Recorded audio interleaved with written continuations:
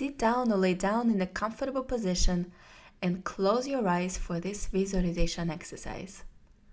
When you're ready, I'd like to invite you to forget for a moment what you learned at school and what your career path looks like. Forget society, your family, and your community with their expectations of you. Forget all possible limitations linked to financing, resources like time or knowledge or experience, or any obligations you may have or anything else. Instead, try to embody the feeling of you being a genuinely free human being. Just you the way you are. How does it feel to be free? Now, think of a beautiful place on this planet that you know and which inspires you, or that you might dream of going to and already keep in your imagination. Try to remember that place in as much detail as possible and imagine as if you're already there. I like to imagine a beach or a seafront where I walk on the sand and listen to the sea sounds. Sometimes I imagine a magical garden with lots of flowers and animals running free. On other days, my mind takes me to the mountains. These are my places of power that give me strength and resources. What is it for you? For some people, that place could be somewhere in nature, on a busy street of their favorite city, or maybe even in the country house of their grandparents, or a cozy place in your own home. There is no right or wrong here. It is your own power place. Once you picked your place and brought it back into your memory in as much detail as possible, try to imagine yourself there as if it's happening right now.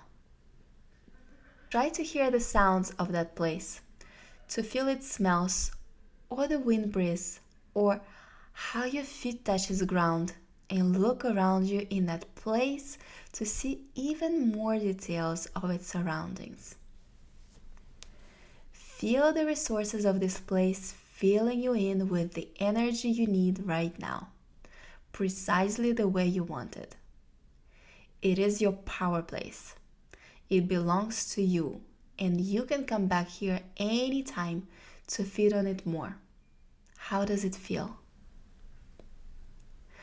Now, think of a simple activity that you like. Something that you like so much that you could do it endlessly. For me, that would be dancing. I could do it endlessly if I didn't get tired.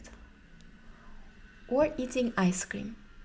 I would do it endlessly too, if I didn't get full and all the other consequences. Simple is key. What is that activity for you? Imagine doing that activity in your power place, enjoying it as much as if we were there doing it right now. How does it feel? Now, picture a movie screen, and now take a step back and look at yourself doing that activity you are enjoying in that power place, but now on that movie screen. You are now a spectator observing the scene from outside, the movie in which you are the main hero doing the things you truly enjoy in the place that give you energy and all the resources that you need. Look at yourself in that movie from an outside position.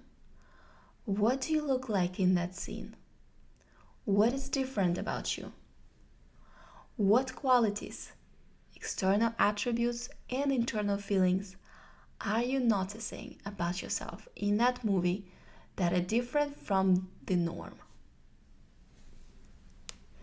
If you could zoom in on your face in that picture, what would show up on that face? Are you smiling? What do your eyes look like? What do you guess about yourself from your external gestures? Try to notice and remember as many qualities and attributes as possible. These descriptions are you in your power, connected to yourself and your inner energy, living the life you want, and doing the things you genuinely enjoy. Now, when you have the full picture, save this image of your power place, your power identity, the way you are as you described it, and the activity you are doing in your mind, so that you can come back to this image when you need to. We also call it creating triggers. What works for some people is to find a physical object that they often carry with them, for example, your ring or a bracelet or a watch, and mentally move this image into that object so that when they look at that object next time, it will remind you of this image of your power place and your power identity. Then you can revive them and integrate them into your body in seconds. For some other people, physical triggers work better.